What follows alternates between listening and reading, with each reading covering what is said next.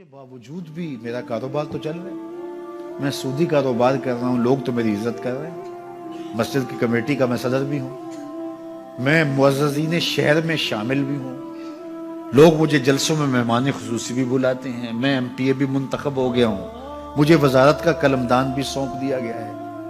وہ میاں اللہ کی نظر میں ان چیزوں کی اہمیت ہی نہیں ہے، یہ چیزیں ہوتی کیا ہیں؟ وہ یہ نہیں چھینتا، وہ ہدایت چھینتا، وہ روٹی نہیں چھینتا، وہ تو نمرود کو بھی روٹی دیتا تھا۔ اس نے کبھی سورج کو منع نہیں کیا کہ اس کے گھر میں روشنی نہ کر، یہ حامان کا گھر ہے، یہ قارون کا گھر ہے، یہ میرے دشمنوں کا گھر ہے، اس کے گھر میں روشنی نہیں ہونی چاہیے۔ چاند کو کہتا ہے اپنی کرنیں بکھیر، سورج کو کہتا ہے اپنی روشنی بکھیر۔ جس طرح باجزید کے گھر میں روشنی ہوتی ہے، اس مکار کے گھر میں بھی ایسی روشنی ہوتی ہے، فرق نہیں پڑتا۔ تو وہ کرم نوازیاں تو نہیں رکتی، لیکن اللہ جب کسی سے ناراض ہوتا ہے تو اس سے ہدایت کی توفیق سلب کر لیتا ہے، تو اعلان جنگ ہوتا ہے۔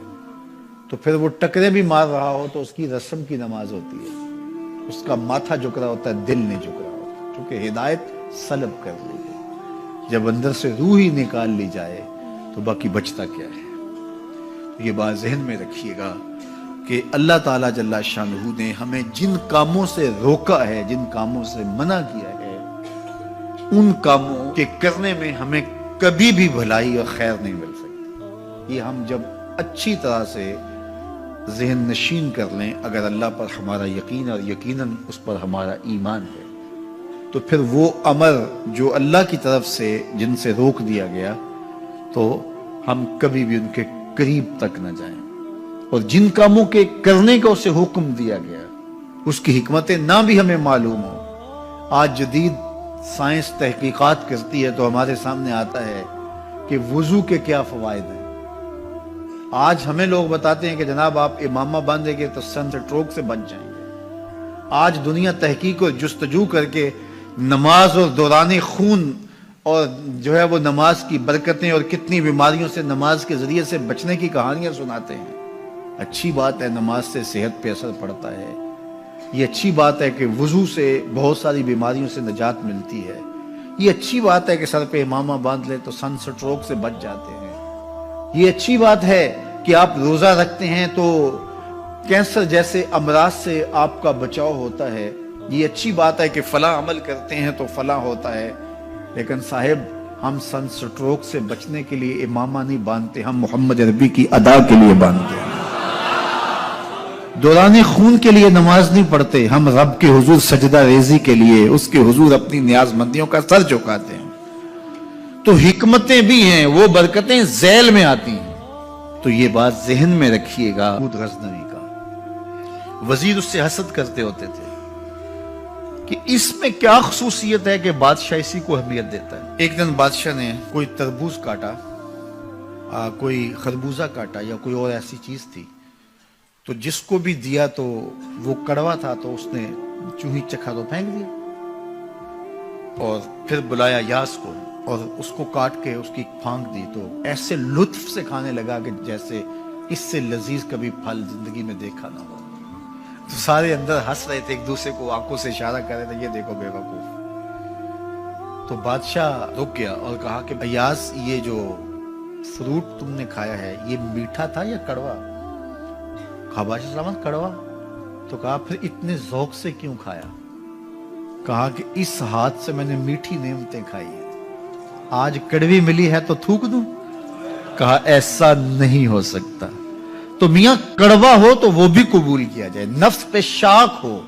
کڑوی وہ چیز ہوتی ہے جو نفس پہ شاک ہوتی ہے، نفس کرنا نہیں چاہتا، لیکن اس کے باوجود تمہارا دل کہے نہیں، یہ مالک کی طرف سے ہے، سخت سردی ہے، گرمی کی شدت ہے، پانی ٹھنڈا ہے اور موسم سرد ہے، پانی گرم ہے اور موسم بھی گرم ہے، رات کا پچھلا پہر ہے، تھکے ہوئے ہیں، لیکن آپ اس کے باوجود بھی اپنے رب کے حکم کو بجا لاتے ہیں۔ نفس پہ شاک ہے لیکن سینے میں ٹھنڈ ہی نہیں پڑتی جب اس کے حضور سجدہ ریزی نہیں کر لیتے۔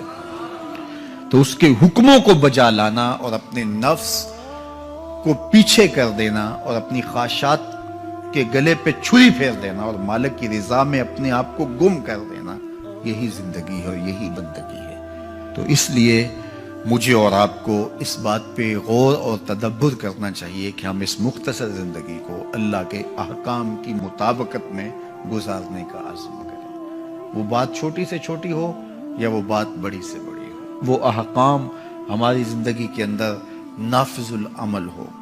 میں پھر وہ بات کہوں گا جو بار بار کہتا ہوں کہ میرے بزرگ ہم سے کہا کرتے تھے، یہ نہ ہو کہ لوگ تمہیں پوچھیں تم کون ہوتے ہو اور تمہیں بتانا پڑے کہ ہم مسلمان ہوتے ہیں۔ فرمایا کرتے تھے صاحب نہ کسی کو پوچھنا پڑے نہ تمہیں بتانا پڑے، تمہاری وضاحت، تمہارا طرز زندگی، تمہارا انداز معاشرت ایسا خوبصورت ہو، تم دور سے آ رہے ہو لوگ پہچان کے کہیں وہ دیکھو محمد عربی کا غلام آ رہا، تم شکل سے پہچانے جاؤ، تم کردار سے پہچانے جاؤ، تم وعدے سے پہچانے جاؤ۔ کتاب کا نام ہے بشر القیب فی لقاء الحبیب۔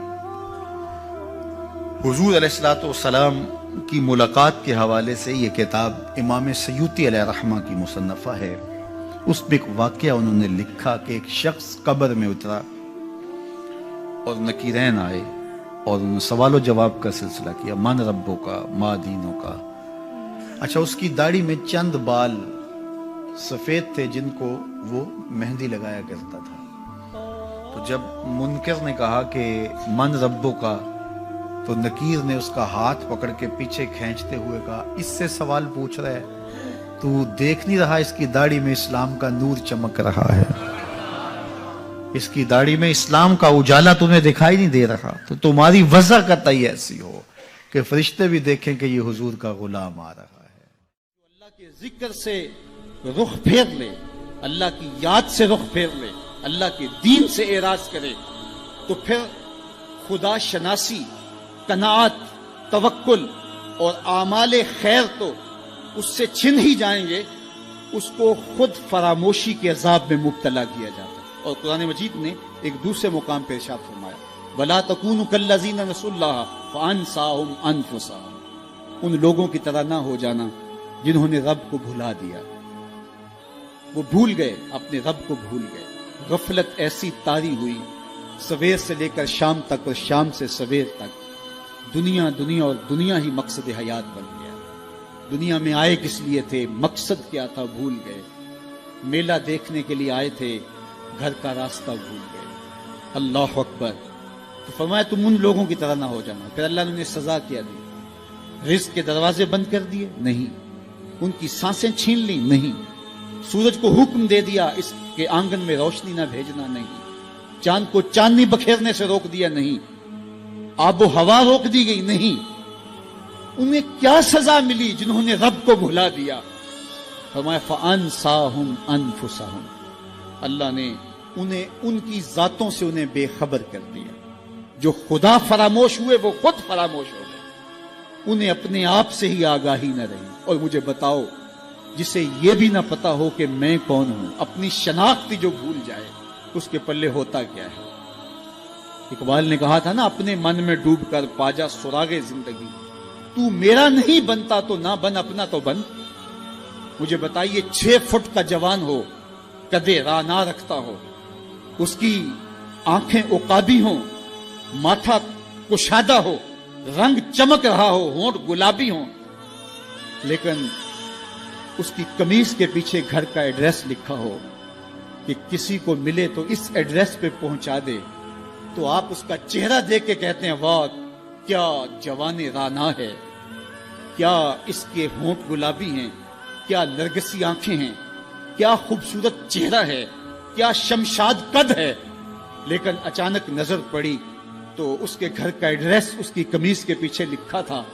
آپ نے کہا میں نے دور سے دیکھا، اس کا تو توازن عقلی ہی ٹھیک نہیں، یہ تو بیچارہ جو ہے وہ پاگل ہے۔ تو قد کاٹ ہونے کے باوجود گھر کا ایڈریس پیچھے لکھ دیا گیا، تو اب ہر کوئی سمجھتا ہے کہ یہ بیچارہ فہم و ادراک کے نور سے خالی ہے۔ قدے رانا پہ ترس آنے لگ جاتا ہے، اور وہ آنکھیں جن میں ڈوب جانے کو، جھیل جیسی آنکھوں میں غوطہ لگانے کو جی چاہتا تھا، تو اب ترس آنے لگ جاتا ہے کہ یہ بیچارہ تو خود فراموش ہے۔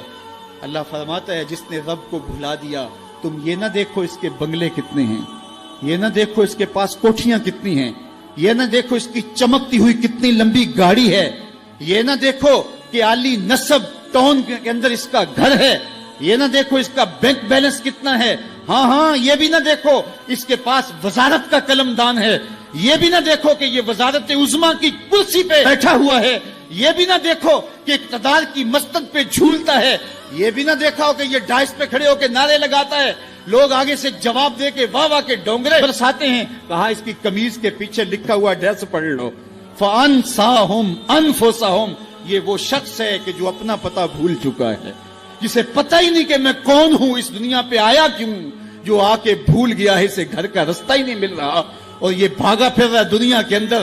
کیا بتائیں احباب کیا کارنامہ کر گئے, بی اے کیا, نوکر ہوئے, پینشن ملی اور مر گئے, زندگی کا مقصد ہی نہیں ملا. کہا جو اس دنیا میں اندھا رہا کل قیامت کے دن بھی نابینا اٹھایا جائے گا. اس سے ان آنکھوں کی بے نوری مراد نہیں ہے, اس سے دل کی بے نوری مراد ہے. اسی لیے اقبال نے کہا تھا دل بینا بھی کر طلب خدا سے, کہ آنکھ کا نور دل کا نور نہیں ہے. آنکھ کا نور اور ہے, دل کا نور اور ہے. تو ہم دنیا کی مادی چمک کو دیکھتے ہیں, میرا مالک کہتا تمہارا دل ستھرا ہونا چاہیے. تمہارا منہ کالا ہو تو کوئی بات نہیں ہے, دل کالے نالوں منہ کالا چنگا, جے کو یہ رمز پچھانے ہو. اصل تو دل کی پاکیزگی ہے, اور دل رب کے ساتھ وابستہ ہو, اس کے رسول کے ساتھ وابستہ ہو. تو جس نے اللہ کے دین سے رخ پھیرا, اعراض کیا, تو پھر اس کا نتیجہ کیا ہو کہ اس کی زندگی تلخ ہو جائے گی.